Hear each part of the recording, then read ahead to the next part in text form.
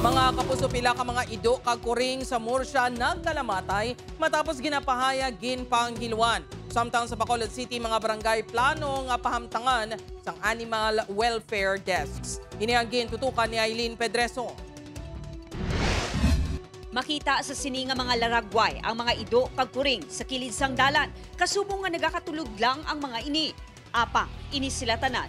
Wala na sang kabuhi matapos ginapahayag ginpanghiluan sang wala pa matungod nga sospek sa barangay Santa Cruz, Murcia.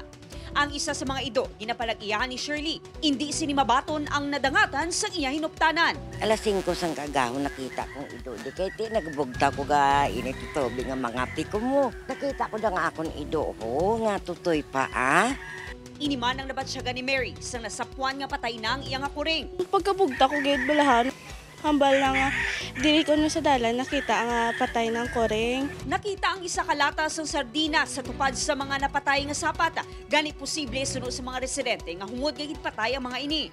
Ginka-alarma sa barangay ang ginapahayag nga pagpanghilo. Mga ito, ma'am, daw, ka-importante, iba sa oras, bala ma'am, sang kagabihon. Siguro, kung madakpan, gid man siya, nga siya ang naghilo, gid sinaya sang kasapatan, so may salabton, gid sa Bangod sini, ginasiguro na sa mga residente nga nakahigot ang mga hinuktanan agud hindi na makagwa. Samtang, bangod sa asod-asod nga insidente sa pagpaniro sa mga ido gamit ang Indian target sa Bacolod City, plano sang LGU nga hugot nga ipatuman ang Animal Welfare Ordinance kung sa diin nakasaad ang pagpahamtang sa Animal Welfare Desk sa kada barangay.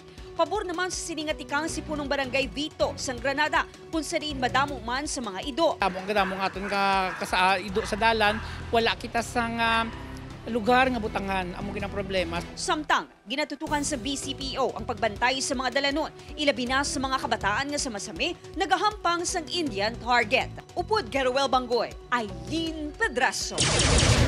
1 Western Visayas.